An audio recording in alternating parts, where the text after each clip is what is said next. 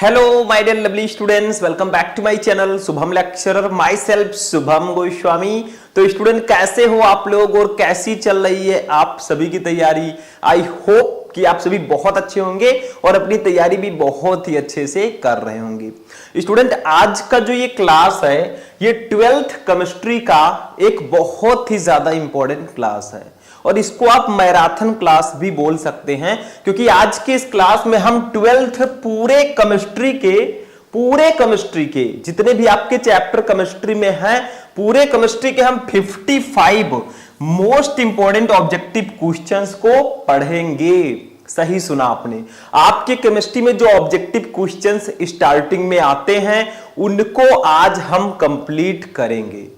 बैठा था तो मैंने सोचा कि अपने स्टूडेंट को कुछ ऐसा दिया जाए जिनसे उनका नंबर क्लियर हो जाए, एकदम पक्का हो जाए। तो पूरे केमिस्ट्री के सबसे ज्यादा इंपॉर्टेंट जो ऑब्जेक्टिव क्वेश्चन है उनको मैं इस वीडियो में लेकर आया हूं। ठीक है, चैप्टर 1 से चैप्टर 10 तक सभी क्वेश्चन होंगे। तो अगर आप भी इस बार 12th में हैं और 2025 में केमिस्ट्री का पेपर देंगे तो इस वीडियो को देख के जाना, नहीं तो बाद में कहना पड़ेगा सर ने बताया था हमने पढ़ा नहीं। इसमें गलती आपकी होगी। तो स्टूडेंट वीडियो बहुत ही इंटरेस्टिंग है, इसको हम लोग स्टार्ट करेंगे। बस आप लोग वीडियो को लाइक करना, चैनल पर नए चैनल को सब्सक्राइब करना। एक एक क्वेश्चंस को हम step by step chapter wise पढ़ेंगे। ठीक है, चलिए स्टार्ट करते हैं। सबसे पहले हम लोग पढ़ते हैं स्टूडेंट, सबसे पहले ये जानिए कि वो कौन कौन से चैप्टर्स हैं जिनके क्वेश्चन हम इस वीडियो में पढ़ेंगे। चैप्टर का नाम क्या है? सबसे पहला चैप्टर है विलेन चैप्टर।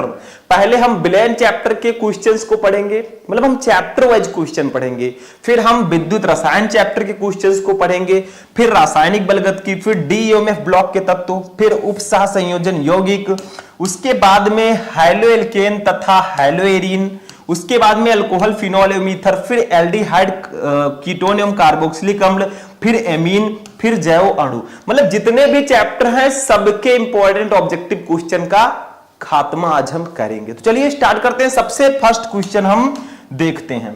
देखो स्टूडेंट, हमारा फर्स्ट क्वेश्चन जो है वो फर्स्ट चैप्टर से होगा। चैप्टर का नाम है विलयन, जिसको हम लोग इंग्लिश में बोलते हैं सॉल्यूशन।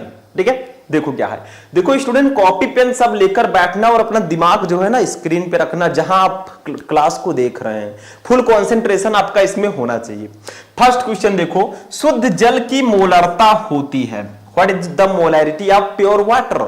शुद्ध जल की मोलरता कितनी होती है? जिसको जिसको पता है कमेंट बॉक्स में आप लोग कमेंट कर देना, तब तक मैं ऑप्शन पढ़ रहा हूं। ठीक है, कमेंट बॉक्स आपके लिए ही है। देखो फर्स्ट है 55.56, सेकंड है 5.556, थर्ड है 0.18, फोर्थ है 0.018।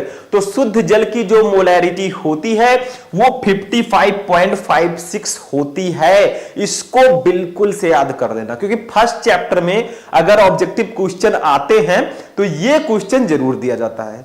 मैंने प्रीवियस ईयर पेपर्स को उठाकर इन सारे क्वेश्चंस को मैं सर्च करके लेकर आया हूं, तो ध्यान से समझना। ठीक है, आगे बढ़ते हैं भैया, क्योंकि जब तक खुद को खर्च नहीं करोगे, ठीक है, जब तक खुद को खर्च नहीं करोगे तब तक कोई आपको गूगल पर सर्च नहीं करेगा। और जिसने भी खुद को खर्च किया है लोगों ने उसको ही गूगल पे सर्च किया है। खर्च करने का मतलब जिसने मेहनत किया है, बेतहासा जिसने मेहनत किया है। तो आप भी मेहनत करिए, आपके पास अपॉर्चुनिटी है। आज आप 12th में हैं, अगर आप लोग मेहनत कर लेते हैं तो आगे चलकर आपको प्रॉब्लम नहीं होगी। ठीक है, तो आज मेहनत करना स्टार्ट कर दीजिए। देखिए दूसरा क्वेश्चन, निम्नलिखित में से कौन सा अणुसंख्य गुणधर्म है? यानी कि हमारा सेकंड क्वेश्चन है, निम्नलिखित में से कौन सा अणुसंख्य गुणधर्म है? ये भी हमारे सेकेंड चैप्टर का ही क्वेश्चन है, क्योंकि विलयन के कुछ अणुसंख्य गुणधर्म होते हैं, उनको इस चैप्टर में बताया गया है। ठीक है, तो इसमें देखो फर्स्ट है श्यानता, सेकंड है परासरण दाब, थर्ड है प्रकाशिक घूर्णन और फोर्थ है पृष्ठ तनाव। तो देखो स्टूडेंट, इनमें से जो परासरण दाब है ये अणुसंख्य गुणधर्म है, बाकी के जो 3 ऑप्शन है वो अणुसंख्य गुणधर्म नहीं है। इतना याद रखना, बस हो गया, छोटी सी बात है। आगे बढ़ते हैं। नेक्स्ट क्वेश्चन देखो, थर्ड क्वेश्चन, इसको समझो भैया, क्योंकि ये फॉर्मूला जो है बहुत इंपॉर्टेंट भी है और आपके 12th केमिस्ट्री में इससे रिलेटेड न्यूमेरिकल भी आता है और इसको ऑब्जेक्टिव में दे दिया गया। कितनी अच्छी बात है। देखो किस सूत्र द्वारा मोलल उन्नयन स्थिरांक Kb की गणना की जा सकती है? इसमें से कौन सा फॉर्मूला है जिसके द्वारा हम मोलल उन्नयन स्थिरांक Kb की गणना कर सकते हैं? देखो, मैंने आपको क्वथनांक में उन्नयन एक टॉपिक पढ़ाया है, उसी टॉपिक से रिलेटेड ये है, क्योंकि क्वथनांक के उन्नयन का जो फॉर्मूला था उसी को इधर उधर करके यहां पे मोलल उन्नयन स्थिरांक का फॉर्मूला बनाया गया है। देखो, यहां पे थोड़ा सा ध्यान देना कि ये जो ऑप्शन है इसमें डेल्टा लगा देना, ठीक है। m इंटू, देखो अब ऑप्शन पढ़ो, m into delta TB into capital W अपान 1000 इंटू स्मॉल w। दूसरा है 1000 into delta TB into capital W अपान स्मॉल w। तीसरा है 1000 कैपिटल W अपान m into delta TB into small w। Fourth है इनमें से कोई नहीं। देखो, यहां पे ये कैपिटल नहीं लिखा था, मैंने कैपिटल कर दिया, बाकी सेम है। तो इसमें जो फॉर्मूला नंबर फर्स्ट होगा यही आपका सही है मेरे दोस्त, तीसरे का फर्स्ट वाला ऑप्शन सही होगा। KB इक्वल टू होता है m into delta TB into capital W अपान 1000 इंटू स्मॉल w, जहां पे m है विलेय का अणुभार, ठीक है, डेल्टा टीबी है क्वथनांक में उन्नयन, W है कैपिटल W है विलायक का भार, 1000 भैया तो गिनती है, स्मॉल w है आपका विलेय का भार। जो जो मैंने बोला है उसको लिख लेना, ठीक है, ध्यान रखना। तो m into delta TB into capital W अपान 1000 इंटू स्मॉल w, बस हो गया, सिंपल सा था। नेक्स्ट क्वेश्चन हम देखते हैं, क्वेश्चन नंबर 4, ठीक है, क्वेश्चन नंबर 4। निम्नलिखित में न्यूनतम हिमांक वाला विलयन है। अभी देखिए, हम फर्स्ट चैप्टर के ही क्वेश्चंस को पढ़ रहे हैं, हमें पूरे 10 चैप्टर के क्वेश्चन को पढ़ना है, तो पैसेंस रखो। पैसेंस बहुत ही इंपॉर्टेंट होता है एक स्टूडेंट्स के लिए, ठीक है, सब्र। देखो, निम्नलिखित में न्यूनतम हिमांक वाला विलयन है, बताइए इसमें से कौन सा विलयन है जिसका हिमांक सबसे कम है? ठीक है, हिमांक वो टेम्परेचर होता है जिसपे कोई द्रव बर्फ में बदल जाए, ठीक है। देखो, पोटेशियम सल्फेट, सेकंड है सोडियम क्लोराइड, थर्ड है ग्लूकोज, फोर्थ है यूरिया। तो फोर्थ का फर्स्ट ऑप्शन सही होगा, पोटेशियम सल्फेट K2SO4। ये जो है मेरे भाई, ये न्यूनतम हिमांक वाला विलयन है इन चारों में से। तो इसको याद रखना, जितने भी क्वेश्चन मैं बता रहा हूं, चाहे आप उसको नोट करो, चाहे अपने दिमाग में रखो, लेकिन उसको रखो कहीं ना कहीं, ठीक है, इधर उधर फेंकने वाली चीज नहीं है। आगे बढ़ते हैं, नेक्स्ट क्वेश्चन हम चलते हैं भैया, क्वेश्चन नंबर 5 पे चलते हैं, ठीक है।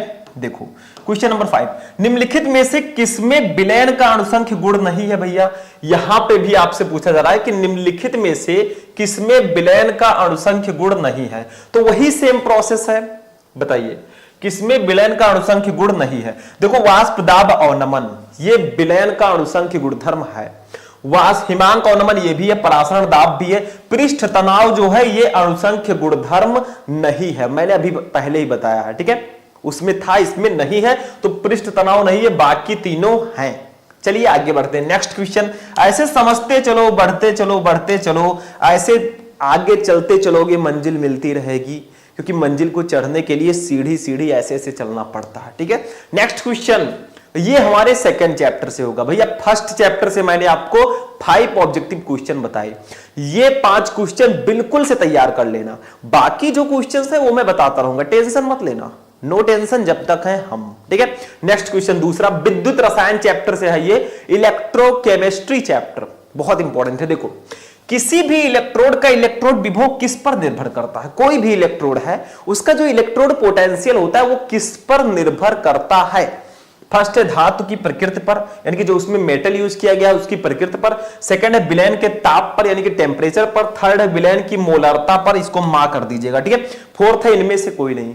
तो भैया किसी भी इलेक्ट्रोड का इलेक्ट्रोड विभव जो है वो ना ही धातु की प्रकृति पर निर्भर करता है, ना विलयन के ताप पर, ना विलयन की मोलरता पर, यानी कि इनमें से सभी पर यह निर्भर करता है, मतलब इन चारों पर निर्भर करता है। सॉरी, मैंने कहा नहीं, देखो यहां पे इलेक्ट्रोड का इलेक्ट्रोड विभव जो है वो इन चारों पर निर्भर करता है, धातु की प्रकृति पर भी। हमने सोचा यहां पे इनमें से कोई नहीं है, लेकिन यहां पे इनमें से सभी पर है, ठीक है।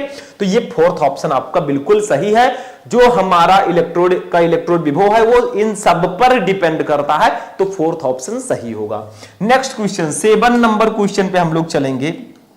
देखो, ए बी और सी लिख दीजिएगा यहां पे, ए बी और सी तत्वों का मानक अपचयन विभव क्रमशः प्लस 0.680 माइनस 0.50 वोल्ट और 2.5 वोल्ट है, माइनस में है 2.5, ठीक है। उनकी अपचयन शक्ति का क्रम क्या होगा? मतलब ए बी सी तीन तत्व हैं जिनका मानक अपचयन विभव क्रमशः, देखो ए का है प्लस 0.680, बी वाले का है माइनस 0.50, सी वाले का है माइनस 2.5 वोल्ट, ठीक है, सब वोल्ट में है। तो इनकी अपचयन शक्ति का क्रम क्या होगा? फर्स्ट है A is greater than B greater than C, third है A greater than C greater than B, third है C greater than B greater than A, fourth है B greater than C greater than A। भैया इसका third option सही होगा। देखो A B C तीन तत्व हैं जिसका अपचयन विभव सबसे कम होगा, ठीक है, जिसका अपचयन विभव सबसे कम होगा उसकी अपचयन क्षमता भी देखिए सबसे ज्यादा होगी, ठीक है। मतलब ध्यान से समझो, देखो यहां पे माइनस 2.5 है और ये माइनस 0.50 है, इसमें बताइए कौन सा छोटा है कौन सा बड़ा है? कुछ स्टूडेंट बता ही नहीं पाएंगे। देखो माइनस में अगर होता है तो जो बड़ा होता है उसको छोटा माना जाता है, ठीक है। तो यहां पे 2.5 है लेकिन ये इससे छोटा है, ठीक है। तो सबसे कम अपचयन विभव इसका है, फिर इसका है, फिर इसका है, ठीक है। वैसे ही सबसे कम अपचयन जो क्या पूछा गया, अपचयन शक्ति पूछी गई है, वो भी यही होगा। सबसे ज्यादा होगा हमारा सी का, उसके बाद में बी का, फिर ए का। देखो ग्रेटर देन लिखा है कि सी का सबसे ज्यादा होगा अपचयन शक्ति, फिर बी का, फिर ए का। तो ये थर्ड वाला ऑप्शन आपका बिल्कुल सही होगा, ठीक है। समझ में आया? मतलब जिस तत्व का अपचयन विभव सबसे कम होता है उसकी अपचयन शक्ति सबसे ज्यादा होती है, बस वही सिंपल सा है।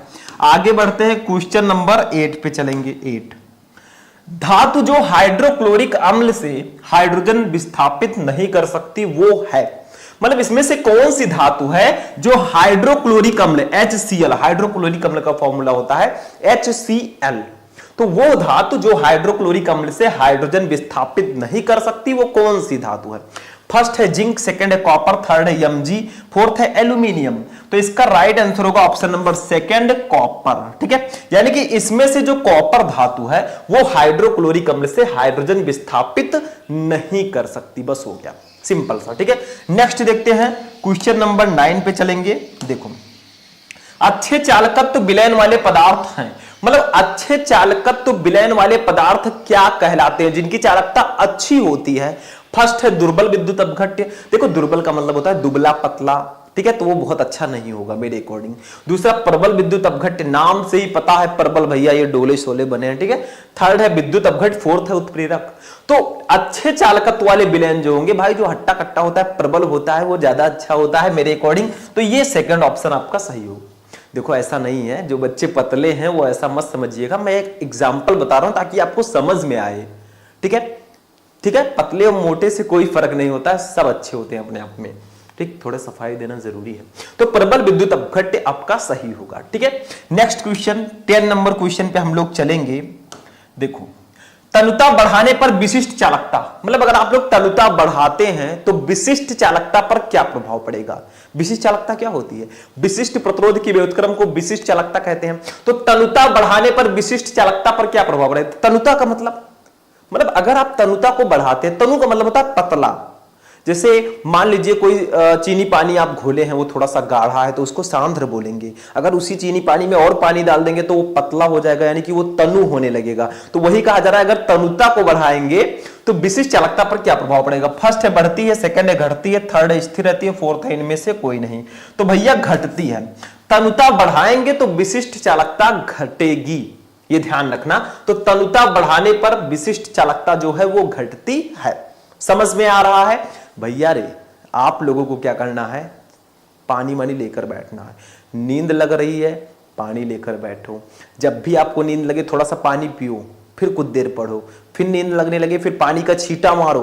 किसी तरह खुद को जगा कर रखो, किसी तरह खुद को आग में झोंक कर रखो, क्योंकि जो खुद को तपाता है एक दिन वही सोना बनता है, ठीक है। सोना बनने के लिए उसको तपना भी पड़ता है, चमकने के लिए आपको मेहनत भी करना होगा, ठीक है।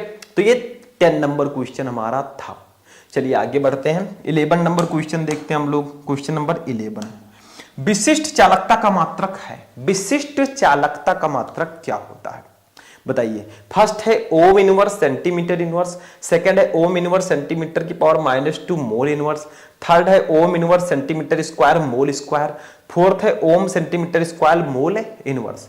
तो विशिष्ट चालकता का जो मात्रक होता है वो ओम इनवर्स सेंटीमीटर इनवर्स होता है, क्योंकि विशिष्ट प्रतिरोध के व्युत्क्रम को विशिष्ट चालकता कहते हैं। देखो मैंने इसको आपको पढ़ाया है, अगर आप लोग सर्च करोगे class 12 chemistry important question Shubham lecturer, तो आपको वो क्लास मिल जाएगा, जाके देख लो। उसमें मैंने विशिष्ट चालकता के बारे में पूरी जानकारी दी है, ये होता क्या है, इसका फॉर्मूला क्या होता है, इसका मात्रक क्या होता है, तो उसको जाकर देखो। क्या कर रहे हो भाई, तो ये आपका हो जाएगा। क्यों हो जाएगा, देखो सिग्मा इक्वल टू होता है 1/ρ। सिग्मा है विशिष्ट चालकता, विशिष्ट प्रतिरोध है आपका रो, विशिष्ट प्रतिरोध के व्युत्क्रम को विशिष्ट चालकता कहते हैं। अब आपका जो रो है इसका मात्रक होता है ओम मीटर, ओम मीटर, ठीक है। तो ओम मीटर को अगर हम ऊपर ले जाएंगे तो ओम इनवर्स मीटर इनवर्स होगा। तो भैया ओम इनवर्स मीटर इनवर्स लिखो या ओम इनवर्स सेंटीमीटर इनवर्स लिखो, मतलब मीटर इनवर्स थोड़ा बड़ा मात्रक है, सेंटीमीटर इनवर्स थोड़ा सा छोटा है, बस वही सिंपल सा है, हो गया। 11 नंबर क्वेश्चन भी कंप्लीट हुआ ना। चलिए आगे बढ़ते हैं, क्वेश्चन नंबर 12, ठीक है। देखो रासायनिक बलगत की, अब हम आएंगे अपने नेक्स्ट चैप्टर पे, थर्ड चैप्टर जिसका नाम है रासायनिक बलगतिकी। इसको इंग्लिश में बोले तो केमिकल काइनेटिक्स, ठीक है। देखो 12 नंबर, प्रथम कोटि की अभिक्रिया के लिए वेग स्थिरांक तथा अर्धायुकाल में संबंध होता है। बताइए प्रथम कोटि की अभिक्रिया के लिए वेग स्थिरांक और अर्धायुकाल में क्या संबंध होता है, कौन सा इसमें फॉर्मूला है जो उसमें रिलेशन को दर्शाता है। फर्स्ट है K equal to 0.6932 upon T half, second है T half equal to K upon 0.6932, third है T half equal to 0.6932 K, fourth है इनमें से कोई नहीं। भैया फर्स्ट वाला ऑप्शन सही होगा। इसका फॉर्मूला होता है K equal to 0.6932 upon K t half, ठीक है। यहां पे K है वेग स्थिरांक, टी हाफ है अर्ध आयु काल, बस हो गया, ये भी समझ में आ गया। तो ये वाला फॉर्मूला आपका बिल्कुल सही होगा। नेक्स्ट क्वेश्चन देखते हैं, क्वेश्चन नंबर 13, ठीक है। इसको मैं हटाता हूं, क्वेश्चन नंबर 13 को हम लोग देखते हैं। एक एक क्वेश्चन को ध्यान से समझना। देखिए स्टूडेंट, हमारा जो नेक्स्ट क्वेश्चन है क्वेश्चन नंबर 13, काफी ज्यादा इंपॉर्टेंट क्वेश्चन है, ये भी रासायनिक बलगतिकी चैप्टर का ही क्वेश्चन है। और ये इंपॉर्टेंट क्यों है, क्योंकि ये जो आप देख रहे हैं ना फॉर्मूला, ये बहुत इंपॉर्टेंट है। इससे रिलेटेड न्यूमेरिकल आपके केमिकल काइनेटिक चैप्टर में आता है। देखो क्वेश्चन नंबर 13 क्या है, प्रथम कोटि की अभिक्रिया के लिए वेग स्थिरांक K का समीकरण कौन सा है। इन चारों में से सही समीकरण कौन सा है ये आपको बताना है। फर्स्ट है K equal to 2.303 upon t log 10a upon a minus x, second है K equal to 4.306 upon t log 10a upon a minus x. देखो थोड़ा सा यहाँ पे डिफरेंस है तो आप समझ जाइएगा। थर्ड है K equal to 2.303 upon t square log 10a upon a minus x. Fourth है K equal to 10 upon t log 10a upon a minus x. तो प्रथम कोटि की अभिक्रिया के लिए वेग स्थिरांक का जो समीकरण होता है वो फर्स्ट वाला ऑप्शन आपका सही होगा, K equal to 2.303 upon t log 10a upon a minus x, जहां पे K है वेग स्थिरांक, T है समय, A है अभिकारक की प्रारंभिक सांद्रता और A माइनस एक्स है T समय पश्चात अभिकारक की सांद्रता, ठीक है। तो ये इसका मेन फॉर्मूला होगा, इतना याद रखना। बाकी नीचे वाले से हमें क्या लेना जब हमने फॉर्मूला ही समझ लिया, ठीक है। आगे बढ़े नेक्स्ट क्वेश्चन, क्वेश्चन नंबर 14 पे चलते हैं, ठीक है। देखिए क्वेश्चन नंबर 14, शून्य कोटि की अभिक्रिया के लिए वेग स्थिरांक का मात्रक होता है। मतलब शून्य कोटि की अभिक्रिया के लिए वेग स्थिरांक का मात्रक क्या होता है, बहुत ही इंपॉर्टेंट क्वेश्चन है। फर्स्ट है लीटर सेकेंड इनवर्स, सेकेंड है litre mole inverse second inverse, third है mole litre inverse second inverse और फोर्थ है मोल सेकेंड इनवर्स। तो शून्य कोटि की अभिक्रिया के लिए वेग स्थिरांक का जो मात्रक होता है वो मोल लीटर इनवर्स सेकेंड इनवर्स होता है। थर्ड वाला ऑप्शन आपका बिल्कुल सही है। तो ऐसे ही आपको जितने भी क्वेश्चंस मैं बता रहा हूं सारे के सारे तो इंपॉर्टेंट है ही, साथ में मैं एक एक करके हम 55 क्वेश्चंस तक पहुंचेंगे, ठीक है। टेंशन मत लेना। आगे बढ़ते हैं नेक्स्ट क्वेश्चन, क्वेश्चन नंबर 15, ठीक है। देखो 15 नंबर क्वेश्चन, वेग स्थिरांक ताप बढ़ने पर अगर आप लोग टेम्परेचर बढ़ाते हैं तो वेग स्थिरांक पर क्या प्रभाव पड़ेगा। जैसे वहां पे तनुता बढ़ाने पर विशिष्ट चालकता घटती थी, यहां पे वेग स्थिरांक ताप बढ़ाने पर क्या होगा। अगर आप टेम्परेचर बढ़ाएंगे तो वेग स्थिरांक बढ़ेगा कि घटेगा। देखो, फर्स्ट है बढ़ेगा, सेकंड है घटेगा, थर्ड है अपरिवर्तित रहेगा, फोर्थ है इनमें से कोई नहीं। ठीक है, तो 15 का आपका ऑप्शन नंबर फर्स्ट सही है, बढ़ेगा। वेग स्थिरांक, अगर आप लोग टेम्परेचर को बढ़ाते हैं तो वेग स्थिरांक भी बढ़ेगा। सिंपल सा है, वेग स्थिरांक बढ़ेगा अगर आप टेम्परेचर को इंक्रीज करते हैं। 16 नंबर क्वेश्चन पे हम लोग आते हैं भैया। देखो, किस कोटि की अभिक्रिया के लिए वेग तथा वेग स्थिरांक की इकाई समान होती है। बताइए, किस कोटि की अभिक्रिया के लिए वेग और वेग स्थिरांक दोनों का मात्रक समान होता है। किस कोटि की अभिक्रिया के लिए। फर्स्ट है शून्य, सेकंड है प्रथम, थर्ड है द्वितीय, फोर्थ है तृतीय। भैया शून्य कोटि की अभिक्रिया के लिए वेग तथा वेग स्थिरांक की इकाई समान होती है, मतलब इसका वेग भी मोल लीटर इनवर्स सेकंड इनवर्स होगा, वेग स्थिरांक का मात्रक भी मोल लीटर इनवर्स सेकंड इनवर्स होगा। सिंपल सा है, तो ये याद रखना। ठीक है, नेक्स्ट क्वेश्चन। हम लोग धीरे धीरे सीढ़ी सीढ़ी ऐसे ऐसे चढ़ रहे हैं। अभी हम 55 क्वेश्चन तक पहुंच जाएंगे। ठीक है, बस आप लोग सपोर्ट बनाए रखें मेरे भाई। नेक्स्ट क्वेश्चन, प्रथम कोटि की अभिक्रिया के लिए वेग स्थिरांक की इकाई है। इकाई का मतलब होता है मात्रक। तो प्रथम कोटि की अभिक्रिया के लिए वेग स्थिरांक का मात्रक क्या होगा। शून्य कोटि की अभिक्रिया के लिए मैंने बताया मोल लीटर इनवर्स सेकंड इनवर्स, लेकिन प्रथम कोटि की अभिक्रिया के लिए क्या होगा। फर्स्ट है mole litre inverse second inverse, third है second inverse second inverse, third है mole litre second inverse, fourth है mole inverse litre inverse second. तो भैया प्रथम कोटि की अभिक्रिया के लिए वेग स्थिरांक का मात्रक सेकंड इनवर्स होता है। तो ऑप्शन नंबर आपका सेकंड सही है। अब बहुत सारे स्टूडेंट कंफ्यूज रहते हैं, सर शून्य कोटि की अभिक्रिया का मात्रक और प्रथम कोटि की अभिक्रिया के मात्रक में हम थोड़ा सा कंफ्यूज रहते हैं कि कौन किसका है। तो देखो, प्रथम कोटि का मतलब एक ना। तो देखो सेकंड में अगर आप लोग देखेंगे तो वर्ड भी एक ही है, सेकंड में एक ही वर्ड है। ठीक है, एस। और हिंदी में देखें तो सेकंड एक ही शब्द है भैया। ठीक है, तो ऐसे आप एक ट्रिक से, छोटे मोटे ट्रिक से याद रख सकते हैं। ठीक है, नेक्स्ट क्वेश्चन नंबर 18। ठीक है, देखो अब आते हैं डीएमएफ ब्लॉक के तत्व चैप्टर पर। कुछ चैप्टर नंबर 4 पे हम आएंगे और अपना 18 नंबर क्वेश्चन देखेंगे। देखो, निम्नलिखित में अनुचुंबकीय यौगिक है, इसमें से कौन सा यौगिक है जो अनुचुंबकीय है। ठीक है, फर्स्ट है CuCl, सेकंड है AgNO3, थर्ड है FeSO4, फोर्थ है ZnCl2। तो इसका राइट आंसर होगा FeSO4। देखो, इसमें से FeSO4 जो है ये अनुचुंबकीय यौगिक होगा, बाकी अनुचुंबकीय ये अनुचुंबकीय है, बाकी अनुचुंबकीय नहीं है। सिंपल सा है। ठीक है, 19 नंबर क्वेश्चन पे हम लोग आएंगे भैया। 19, निम्न में अनुचुंबकीय आयन है, इसमें से कौन सा आयन है जो अनुचुंबकीय है। आयन की यहां पे बात की जा रही है, यौगिक की नहीं। ठीक है, फर्स्ट है Zn2+, सेकंड है Ni2+, थर्ड है Cu+, फोर्थ है Ag+। तो 19 का सेकंड सही होगा, Ni2+। इसमें से जो Ni2+ है ये अनुचुंबकीय आयन है।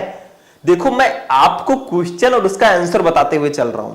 अभी आप लोग एक बार इसको अच्छे से देख लें, इसको रियलाइज कर लें। आगे आगे जैसे जैसे आप चैप्टर पढ़ेंगे तो आपके समझ में आने लगेगा, क्योंकि मुझे पता है आपने पूरा चैप्टर अभी पढ़ा नहीं है, इसीलिए आपको हो सकता है कि कोई क्वेश्चन समझ में, एक आध क्वेश्चन ना आए, तो उसकी गारंटी मैं लेता हूं। आगे आगे हम पढ़ेंगे। 20 नंबर क्वेश्चन पे हम लोग आ चुके हैं भैया। 20, निम्न में रंगहीन आयन है, इसमें से कौन सा आयन है जो रंगहीन है, जिसमें कलर नहीं है। बताइए जल्दी से। फर्स्ट है Cu+, सेकंड है Cu2+, थर्ड है Ni2+, फोर्थ है Fe3+। तो Cu+ जो है भैया ये रंगहीन आयन है इन चारों में से। देखो, क्वेश्चंस जो मैं बता रहा हूं दैट्स वेरी इंपॉर्टेंट क्वेश्चन भैया, तो इनको आप लोग अच्छे से पढ़ लेना। 20 नंबर क्वेश्चन हमारा कंप्लीट हो चुका है। 21 पे चलेंगे, बढ़ते रहेंगे, आगे बढ़ते रहेंगे। दूसरा, निम्न तत्वों में लैंथेनाइड तत्व है, इसमें से कौन सा तत्व है जो लैंथेनाइड तत्व है, इसको बताना है। फर्स्ट है रेडियम, सेकंड है सीरियम, थर्ड है एसी एक्टिनियम, फोर्थ है जेडार। तो भैया इसका सीई सही होगा, ऑप्शन नंबर सेकंड सही होगा, सीरियम। इसमें से जो लैंथेनाइड तत्व है वो सीरियम है, तो सेकंड ऑप्शन आपका सही होगा। ठीक है, आगे बढ़ते हैं। मुझे पता है ये सब चैप्टर आपने शायद अभी पढ़ा नहीं हो, इसीलिए आपको समझ में आएगा भी, वो भी कम आएगा। चलो आगे बढ़ेंगे धीरे धीरे। उपसह संयोजन यौगिक चैप्टर पर आते हैं, चैप्टर नंबर 5, क्वेश्चन नंबर 18। देखो, निम्नलिखित में से कौन सा आयन, सॉरी 18 क्वेश्चन नहीं है हमारा, ये 22 क्वेश्चन है, यहां पे ध्यान देना, नंबरिंग में थोड़ा दिक्कत हुआ है। 22, निम्नलिखित में से कौन सा आयन उपसह संयोजन यौगिक नहीं बनाता?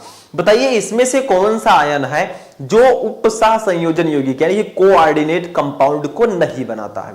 फर्स्ट है Na+, सेकंड है Cr2+, थर्ड है CO2+, फोर्थ है Cr3+। तो इसका राइट आंसर होगा Na+। देखो भैया Na+ जो है ये उपसह संयोजन यौगिक नहीं बनाता है, सिंपल सा फंडा है। ठीक है, आगे बढ़ते हैं। 23 नंबर क्वेश्चन पे हम लोग चलेंगे मेरे दोस्तों। 23 नंबर क्वेश्चन जो है ये हमारे चैप्टर 6 का है। अब हमारा चैप्टर 5 तक हो चुका है, अब हम चलेंगे चैप्टर 6 पे। बाकी के क्वेश्चन हमारे चैप्टर 6 से चैप्टर 10 तक होंगे, इसको समझना। इस पार्ट 2 से आपके जो ऑब्जेक्टिव क्वेश्चन है बहुत ज्यादा आते हैं। देखो, हैलोएल्केन तथा हैलोएरीन इस चैप्टर का नाम है। देखते हैं, हैलोफॉर्म किसके ट्राई हैलोजन व्युत्पन्न है? हैलोफॉर्म जो है ये किसके ट्राई हैलोजन व्युत्पन्न होते हैं? हैलोफॉर्म का जैसे एग्जांपल हम लोग लेते हैं, एक क्लोरोफॉर्म, आपने नाम सुना है, ये है भैया क्लोरोफॉर्म। ठीक है, इसका नाम है, एक और नाम है ट्राइक्लोरोमेथेन। तो ये किसके हैलोजन, किसके ट्राई हैलोजन व्युत्पन्न है? तो ट्राइक्लोरोमेथेन। तो ये किसके ट्राई हैलोजन व्युत्पन्न है? मेथेन के भैया, क्योंकि इसका नाम ये ट्राइक्लोरोमेथेन। बस हो गया, इतना ही आपको आंसर देना था। 24 नंबर देखते हैं। 24, निम्नलिखित अभिक्रिया C6H6 प्लस Cl2 सूर्य के प्रकाश की उपस्थिति में कराई जा रही है तो हमारा उत्पाद बनता है। इसमें उत्पाद क्या है? देखो, हमें अभिकारक दिया गया कि बेंजीन की अभिक्रिया हम क्लोरीन से करा रहे हैं सूर्य के प्रकाश की उपस्थिति में, तो क्या बनेगा? प्रोडक्ट हमारा क्या बनेगा? इसमें प्रोडक्ट है क्या? क्या बनेगा इसमें से? बताइए जब ये रिएक्शन होगा। फर्स्ट है C6H5Cl, ठीक है, सेकंड है OC6H4Cl2, थर्ड है C6H6Cl6, ठीक है, फोर्थ है P यानी कि पैरा, ये ऑर्थो है, ये पैरा है, OP मत पढ़िए, ठीक है, पैरा C6H4Cl2। तो भैया बनेगा C6H6Cl6, इसका नाम है बेंजीन हेक्सा क्लोराइड। ये बनेगा जब हम बेंजीन की अभिक्रिया क्लोरीन से सूर्य के प्रकाश की उपस्थिति में कराएंगे तो बेंजीन हेक्सा क्लोराइड भैया बनेगा। ठीक है, ये आपका हो जाएगा, थर्ड ऑप्शन सही होगा। 25 नंबर क्वेश्चन पे हम लोग आएंगे मेरे दोस्त। 25 देखो, प्रशीतक के रूप में प्रयोग होने वाला यौगिक है, इसमें से कौन सा यौगिक है जिसका प्रयोग हम लोग प्रशीतक के रूप में करते हैं? फर्स्ट है CCl4, सेकंड है CH2F2, थर्ड है CF2Cl2, फोर्थ है CF4। तो भैया CF2Cl2 जो है इसका उपयोग हम प्रशीतक के रूप में करते हैं। CF2Cl2 का मतलब क्लोरोफ्लोरोकार्बन, ठीक है, ये इसका नाम है क्लोरोफ्लोरोकार्बन। ठीक, समझ में आ रहा है? नेक्स्ट क्वेश्चन चलते हैं। 26 नंबर क्वेश्चन पे हम लोग चलेंगे। जितने भी क्वेश्चन मैं बता रहा हूं भैया सबको ध्यान से पढ़ना है, क्योंकि देखो मैं तो क्वेश्चन बताता हुआ चला जाऊंगा, लेकिन पढ़ना किसको है, कैसे है, वो आपको ही पढ़ना है, कैसे उसको मैनेज करना है ये आपके ऊपर है। ठीक है, नेक्स्ट 26 नंबर, क्लोरोफॉर्म प्रकाश की उपस्थिति में वायु द्वारा धीरे धीरे ऑक्सीकृत होकर बनाता है। अगर आप लोग क्लोरोफॉर्म को CHCl3 को वायु द्वारा धीरे धीरे ऑक्सीकृत करेंगे तो क्या बनेगा? फर्स्ट है फास्जीन, सेकंड है फार्मिक अम्ल, थर्ड है फार्मिल क्लोराइड, फोर्थ है मेथिल क्लोराइड। भैया क्लोरोफॉर्म प्रकाश की उपस्थिति में धीरे धीरे ऑक्सीकृत होकर बनाएगा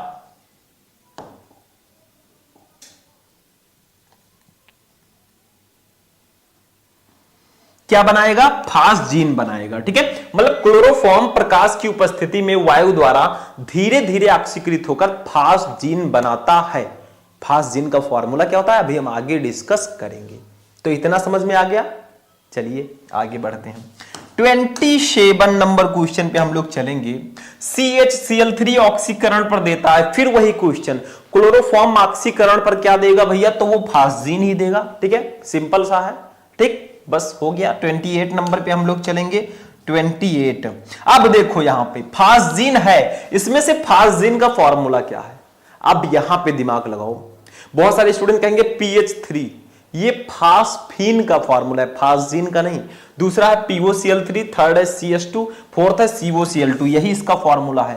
फास्जीन का फॉर्मूला जो है COCl2 है, जो कि क्लोरोफॉर्म के ऑक्सीकरण द्वारा बनता है। ठीक है, आगे बढ़ते हैं। 29 नंबर क्वेश्चन पे चलेंगे मेरे दोस्त। 29 नंबर क्वेश्चन जो आपका है ये बहुत ही ज्यादा इंपॉर्टेंट है। देखिए क्वेश्चन क्या है कि क्लोरोफॉर्म का प्रयोग होता है, मतलब क्लोरोफॉर्म का यूज कहां होता है।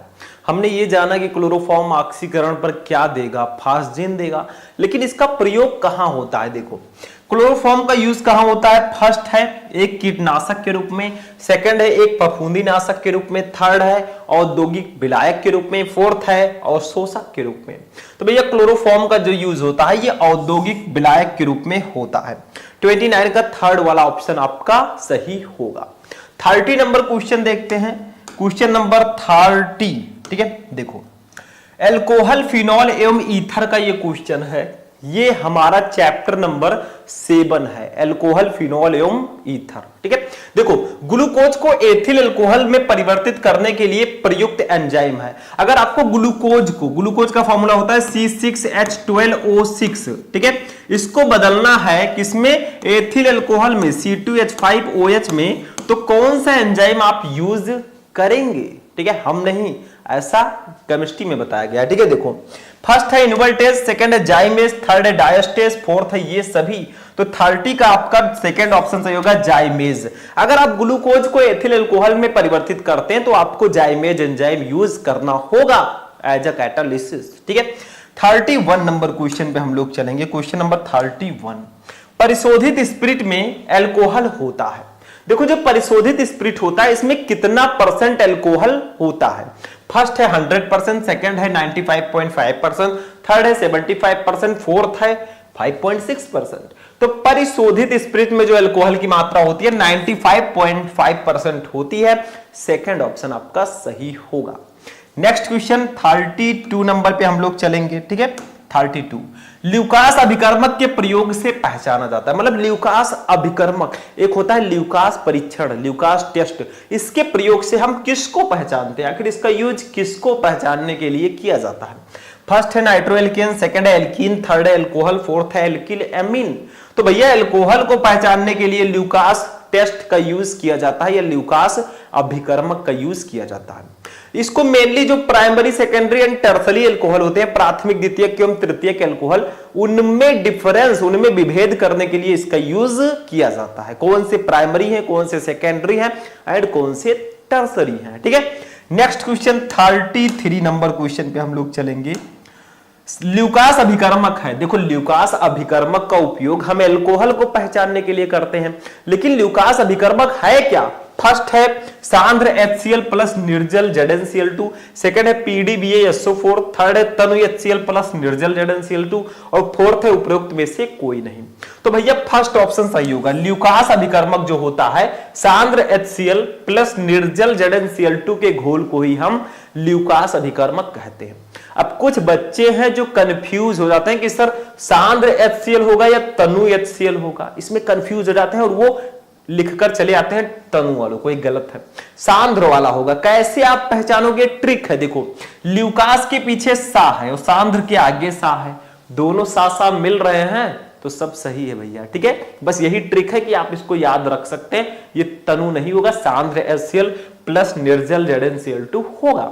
नेक्स्ट क्वेश्चन 34 नंबर क्वेश्चन पे हम लोग चलेंगे। देखो फिनॉल का 0.20% विलयन निम्न में से किस रूप में कार्य करता है। मतलब अगर आप फिनॉल का 0.20% विलयन लेते हैं तो वो किस रूप में कार्य करेगा। फर्स्ट है एंटीसेप्टिक, सेकंड है प्रतिऑक्सीकारक, थर्ड है ज्वरनाशक, फोर्थ है एंटीबायोटिक। भैया वो एंटीसेप्टिक के रूप में कार्य करेगा। फिनॉल का 0.2% विलयन वो एंटीसेप्टिक के रूप में कार्य करता है।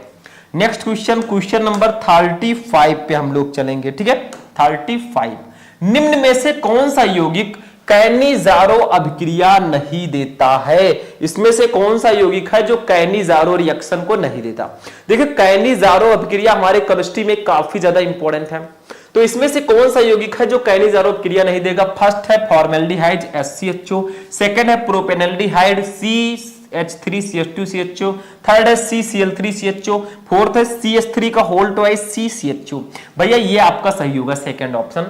देखिए प्रोपियोनल्डिहाइड जो होता है CH3 CH2 CHO ये कैनिजारो रिएक्शन नहीं देता है, तो आपका सेकंड ऑप्शन सही होगा। ठीक है, आगे बढ़ते हैं, 36 नंबर पे चलेंगे मेरे दोस्त। 36 फॉर्मेलिन जलीय विलयन है। फॉर्मेलिन किसका जलीय विलयन है? नाम से ही आपको पता चल चुका होगा, फॉर्मेल्डिहाइड का, फॉर्मिक अम्ल का, फ्लोरोसिन का या एसिटाल्डिहाइड का।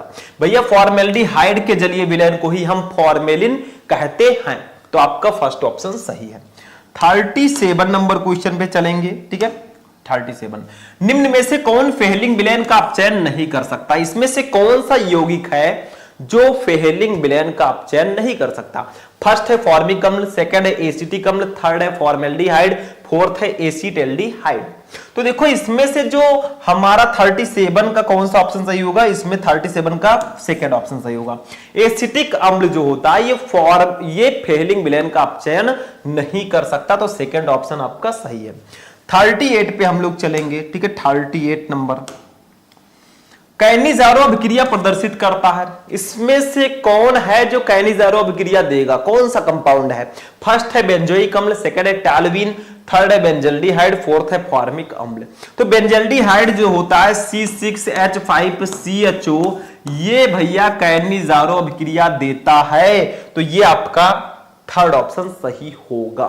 ठीक है, नेक्स्ट क्वेश्चन पे चलते हैं। 39 नंबर क्वेश्चन। ठीक है, देखो जल अपघटन पर बेंजेमाइड बनाता है, मतलब अगर आप बेंजेमाइड का जल अपघटन कराएंगे तो क्या बनेगा? फर्स्ट है बेंजल्डिहाइड, सेकंड है बेंजोइक अम्ल, थर्ड है एथिल बेंजोएट, फोर्थ है एथेनॉल अम्ल। तो बेंजोइक अम्ल बनेगा। जल अपघटन पर बेंजेमाइड जो है वो बेंजोइक अम्ल बनाता है। 39 का सेकंड सही होगा। ठीक है, बेंजोइक अम्ल का फॉर्मूला C6H5COOH होता है, इतना याद रखना। ठीक है, 40 नंबर क्वेश्चन पे चलेंगे। टाइम काफी हो गया है तो हम जल्दी जल्दी करेंगे। 40 अब ये हमारे चैप्टर 9 का क्वेश्चन है। 40 नंबर एमीन चैप्टर का। देखो नाइट्रोबेंजीन का प्रबल अम्लीय माध्यम में अपचयन करने पर अंतिम उत्पाद बनता है, मतलब अगर आप लोग नाइट्रोबेंजीन का C6H5NO2 ठीक है, इसका प्रबल अम्लीय माध्यम में अपचयन कराएंगे तो क्या बनेगा अंतिम प्रोडक्ट? फर्स्ट है एनिलीन, सेकंड है फेनिल हाइड्रोक्सिल एमीन, थर्ड है पैरा एमिनोफिनॉल, फोर्थ है एजोबेंजीन। तो इसका फर्स्ट ऑप्शन सही होगा एनिलीन। ठीक है, अगर आप नाइट्रोबेंजीन का प्रबल अम्लीय माध्यम में अपचयन कराते हैं तो एनिलीन बनेगा। कुछ इस प्रकार से एनिलीन का फॉर्मूला होता है C6H5NH2। ठीक है, ये आपका बनेगा। आगे बढ़ते हैं, 41 नंबर पे हम लोग चलते हैं। नाइट्रोबेंजीन को कहते हैं, नाइट्रोबेंजीन को और किस नाम से हम जानते हैं? फर्स्ट है कसीस का तेल, सेकंड है मिर्वेन का तेल, ये मिर्वेन लिखा है। ठीक है, थर्ड है सिनेमन ऑयल, फोर्थ है विंटर ग्रीन का तेल। तो राइट आंसर होगा ऑप्शन नंबर सेकंड, मिर्वेन का तेल। नाइट्रोबेंजीन को हम मिर्वेन के तेल के नाम से भी जानते हैं। ये छोटी छोटी चीजें याद रखिएगा। 42 आता है आप लोगों का। अम्लीय अमीनो का जलीय विलयन होता है, जो एमीन्स होते हैं इनका जलीय विलयन कैसा होता है? फर्स्ट है अम्लीय, सेकंड है क्षारीय, थर्ड है उभयधर्मी, फोर्थ है उदासीन। तो ये क्षारीय होता है। एमीनो का जलीय विलयन जो होता है वो क्षारीय होता है, बेसिक। ठीक है, नेक्स्ट 43 पे हम लोग चलेंगे मेरे दोस्त। 43 कार्बिलेमीन अभिक्रिया में बनता है। कार्बिलेमीन रिएक्शन एक रिएक्शन है, उसमें बनता क्या है ये बताना है। फर्स्ट है साइनाइड, सेकंड है आइसोसाइनाइड, थर्ड है साइनेट, फोर्थ है आइसोसाइनेट। तो 43 का हमारा सेकंड ऑप्शन सही होगा, आइसोसाइनाइड बनता है। मतलब कार्बिलेमीन अभिक्रिया में आइसोसाइनाइड बनता है।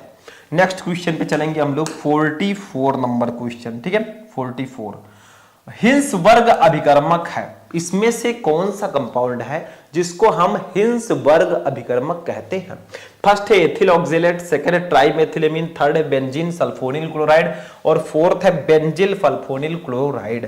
तो इसका राइट आंसर होगा option number third, benzene sulphonyl chloride. इसी को हम हिंस वर्ग अभिकर्मक भी बोलते हैं। नेक्स्ट क्वेश्चन 45 पे हम लोग चलेंगे। 45, ठीक है। कार्बिल क्रिया देता है, कार्बिल अभिक्रिया में बनता क्या है, मेन प्रोडक्ट क्या बनता है? फर्स्ट है CH3NH2, सेकंड है CH3 का होल ट्वाइज NH, थर्ड है CH3 का होल थ्राइज N, फोर्थ है C2H5 का होल ट्वाइज NH। तो इसमें बनता है भैया मेथिलएमीन CH3NH2। कार्बिल अमीन अभिक्रिया में मेथिलएमीन मेनली बनता है, जिसको प्राथमिक अमीन बोलते हैं, ठीक है। ये आपका फर्स्ट ऑप्शन सही होगा। 46 नंबर पे आते हैं भैया हम लोग, 46 नंबर, ठीक है।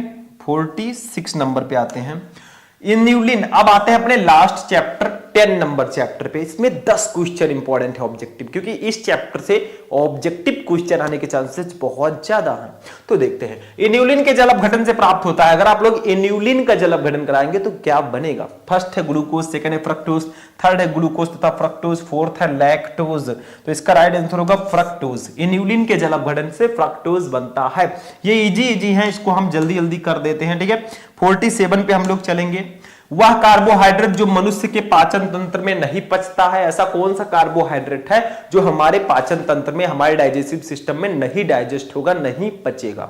फर्स्ट है स्टार्च, सेकंड है सेल्यूलोज, थर्ड है ग्लाइकोजन, फोर्थ है ग्लूकोज। भैया सेल्यूलोज जो है ये हमारे पाचन तंत्र में नहीं पचता है, ठीक है, सेल्यूलोज। नेक्स्ट 48 पे हम लोग चलेंगे। 48 सबसे मीठी शर्करा है ग्लूकोज, माल्टोज, फ्रक्टोज, सुक्रोज। भैया सुक्रोज सबसे मीठी शर्करा होती है, इससे भी मीठी होती है, लेकिन शर्करा में पूछा जा रहा है तो ये सबसे मीठी है। 49 पे हम लोग चलेंगे। दूध में पाई जाने वाली शर्करा है, सबको पता है दूध में, मिल्क में कौन सा शुगर पाया जाता है, कौन सी शर्करा?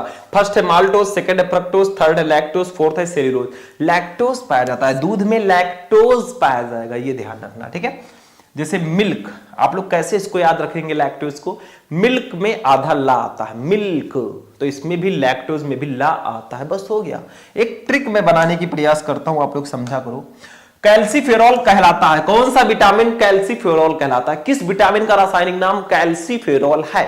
फर्स्ट है विटामिन ए, सेकंड है विटामिन बी, थर्ड है विटामिन सी, फोर्थ है विटामिन डी। तो विटामिन डी को ही हम कैल्सीफेरॉल कहते हैं, सिंपल सा है। Next question, question number 51। Ascorbic अम्ल है, एस्कॉर्बिक अम्ल क्या है? ये प्रोटीन है? नहीं। एंजाइम है? नहीं। हार्मोन है? नहीं। ये विटामिन है। एस्कॉर्बिक अम्ल विटामिन है, विटामिन सी का रासायनिक नाम एस्कॉर्बिक अम्ल होता है, सिंपल सा है, ठीक है। 52 पे हम लोग चलेंगे मेरे दोस्त। 52 डीएनए में कौन सा क्षारक नहीं होता? डीएनए में कौन सा क्षारक नहीं पाया जाता है? फर्स्ट है थाइमिन, सेकंड है साइटोसिन, थर्ड है यूरेसिल, फोर्थ है एडेनिन। देखो डीएनए में एडेनिन, ग्वानिन, थाइमिन, साइटोसिन पाया जाता है, इसमें यूरेसिल कहां से आ जाएगा मेरे दोस्त? तो ये गलत है, यूरेसिल डीएनए में नहीं पाया जाता, ये आरएनए में पाया जाता है, ठीक है। चलिए आगे बढ़ते हैं। नेक्स्ट क्वेश्चन, क्वेश्चन नंबर 53 पे चलते हैं, ठीक है। एस्कॉर्बिक अम्ल किसका नाम है? एस्कॉर्बिक अम्ल किस विटामिन का नाम है? Vitamin C, vitamin A, vitamin D, vitamin B6। Vitamin C का नाम होता है एस्कॉर्बिक अम्ल, विटामिन सी को ही हम एस्कॉर्बिक अम्ल बोलते हैं। 54 नंबर पे हम लोग चलेंगे। अब 54 क्षारक जो आरएनए में नहीं होता है, जैसे उसमें यूरेसिल नहीं पाया जाता था डीएनए में, वैसे हमारे आरएनए में कौन सा नहीं पाया जाएगा? फर्स्ट है एडेनिन, सेकंड है ग्वानिन, थर्ड है थाइमिन, फोर्थ है यूरेसिल। तो भैया इसमें से थर्ड थाइमिन इसमें नहीं पाया जाता है, इसमें एडेनिन, ग्वानिन, साइटोसिन, यूरेसिल पाया जाता है, थाइमिन नहीं पाया जाता है आरएनए में। और डीएनए में क्या क्या पाया जाता है? एडेनिन, ग्वानिन, थाइमिन, साइटोसिन पाया जाता है, यूरेसिल नहीं पाया जाता है। 55 और लास्ट हमारा क्वेश्चन है 55, ठीक है। एमिनो अम्ल निम्न के निर्माण की संरचनात्मक इकाई है, मतलब एमिनो अम्ल किसके निर्माण की संरचनात्मक इकाई है? बहुत सारे एमिनो अम्ल मिलकर क्या बनाते हैं? फर्स्ट है कार्बोहाइड्रेट, सेकंड है प्रोटीन, थर्ड है लिपिड, फोर्थ है विटामिन। भैया प्रोटीन, एमिनो अम्ल प्रोटीन के निर्माण की संरचनात्मक इकाई है, बहुत सारे एमिनो अम्ल मिलकर प्रोटीन का निर्माण करते हैं। तो ये थे हमारे केमिस्ट्री के चैप्टर 1 से लेकर चैप्टर 10 तक, जो आपके टोटल 55 ऑब्जेक्टिव क्वेश्चंस थे। थोड़ा सा समय ज्यादा लगा, लेकिन आपको सारे ऑब्जेक्टिव क्वेश्चंस मैंने कवर करा दिया। आगे आगे मैं आपको सारी चीजें पढ़ाता रहूंगा, बस वीडियो को लाइक करना, जाते जाते चैनल को सब्सक्राइब कर लेना। मिलते हैं हम लोग नेक्स्ट वीडियो में नेक्स्ट टॉपिक के साथ, तब तक के लिए जय हिंद।